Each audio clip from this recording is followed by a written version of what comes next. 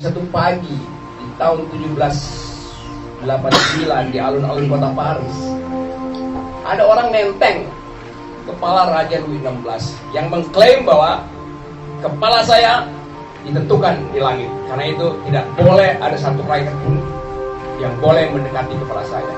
Dan kalau ada yang mendekati, tangannya yang putus bukan kepala saya, kata Louis XIV.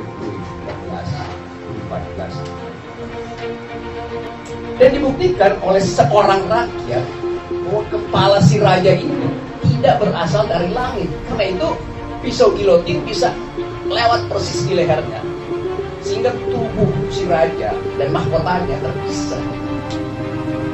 Jadi terpisahnya tubuh raja dan mahkotanya menunjukkan bahwa people's power itu adalah suara langit. Dari situ muncul istilah suara rakyat adalah Vox Populi Vox Dei. Yang di sini diterjemahkan bahwa suara Tuhan itu akan diperdengarkan oleh rakyat. Terbalik, Vox Populi Vox Dei artinya bahkan Tuhan tidak bisa membatalkan suara rakyat. Itu maksudnya. Jadi apa yang diputuskan rakyat akan diiyakan oleh Tuhan. Itu artinya Vox Populi Vox Dei, yang oleh para profesor dan asistensi negeri ini disalah tafsirkan karena dulu nggak ngerti asal usul dari kata itu dan peristiwa origins dari demokrasi di alun-alun kota Paris.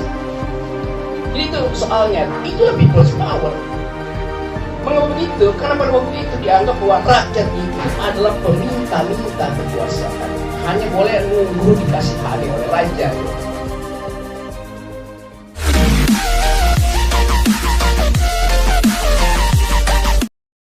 Tadi dibicarakan yang legal, bagian legalnya.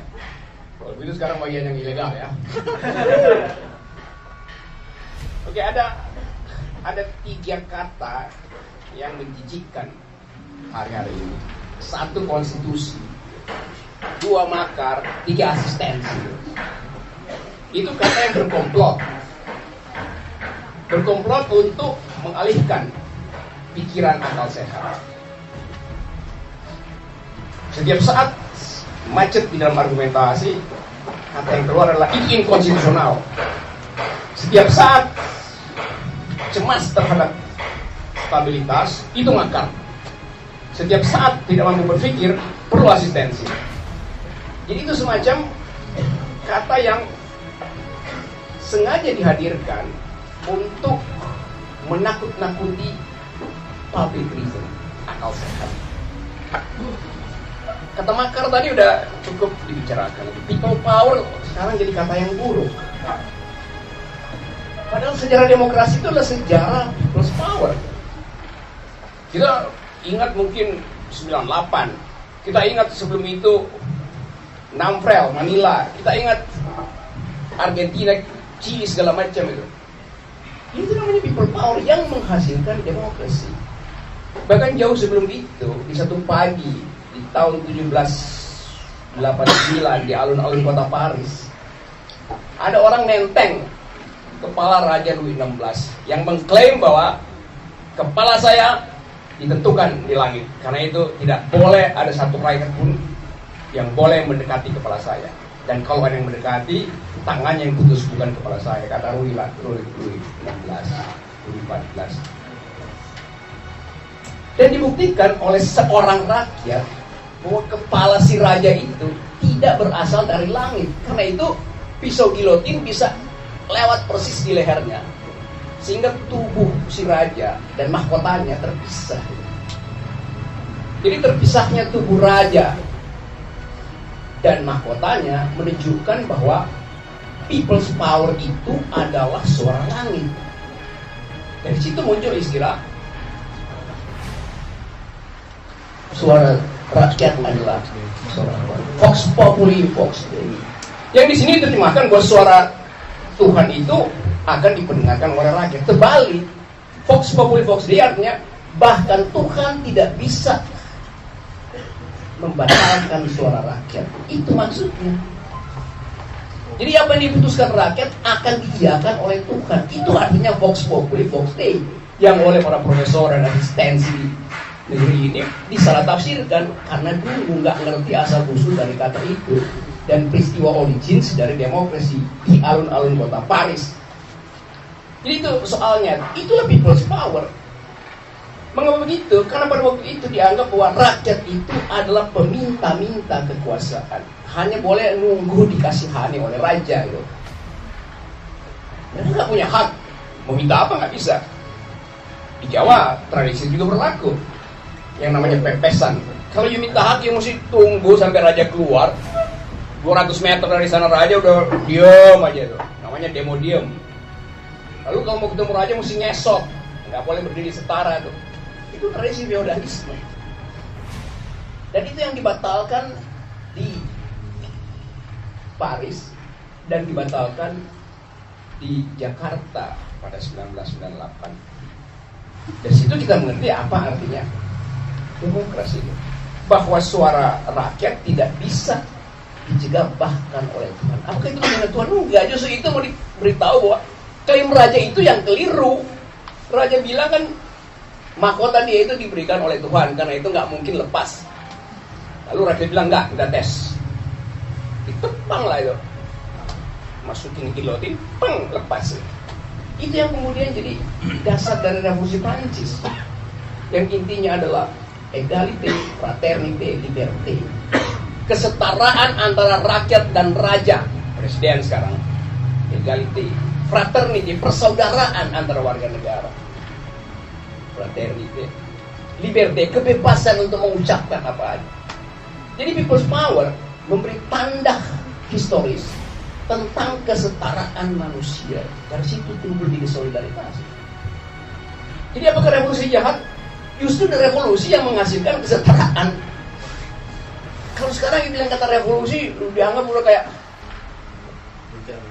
ya bencana tinggal lapis itu. Kata revolusi itu kata yang benar, yang menghasilkan pengertian kita tentang solidaritas, tentang human rights, tentang demokrasi, tentang rights. Itu soalnya tuh. Jadi yang ada urusan misalnya dengan perselisihan elit. Saya mau terangkan bagaimana kita, kaum akademisi terutama, gak berani bereaksi terhadap kata yang seharusnya milik dia, yaitu radikal, revolusioner, progres. Semua itu adalah istilah akademis. Nggak ada progres, nggak ada ilmu pengetahuan, nggak ada radikal, nggak ada pemeriksaan metode, nggak ada revolusi, tidak ada tumbuh paradigma. Kalau begitu nanti orang yang baca, misalnya, yuk bawa buku Thomas Kuhn itu, ditangkap sama tentara. Kenapa? Ada tulisannya itu, The Structure of Scientific Revolution. Itu buku Thomas Kuhn. Bisa ditangkap kan? Ini revolusi. Lalu justru diajarkan di situ bagaimana paradigma berubah. Kalau yang lama udah mengalami obsolete, yang lama udah rapuh, pasti pindah paradigmanya. Demikian juga dalam politik, kalau udah rapuh ya pasti pindah. Gerak awalnya apa? Protes. Gerak awalnya apa? Kritis. Jadi kalau saya kasih kritik, kontras kasih protes, memang itu hakikat dari perubahan politik. Begitu orang mulai kasih protes, berarti ada tanda-tanda luka, bekas, obses di dalam tubuh politik gitu. Jadi kalau kita bilang jangan protes, justru kita nggak tahu tubuhnya sehat atau enggak gitu. Kan dongo kan. Jadi logikanya dia nggak ngerti bahwa protes itu memperlihatkan bahwa ada infeksi di dalam tubuh politik. Karena itu tubuh bereaksi, panas. Kalau saya panas, demam, artinya ada infeksi dalam tubuh saya. Lalu saya bilang jangan demam. Ya bisa, jangan demam. Saya pakai segala macam obat anti demam. Tapi itu cuma painkiller supaya demamnya turun. Penyakitnya sendiri nggak diobati. Ya besok saya mati itu. Karena gagal berpikir tentang apa fungsi dari oposisi. Itu mendasar sekali. Yang seharusnya dipahami oleh profesor yang bergerombol di istana yang dinamakan tim asistensi.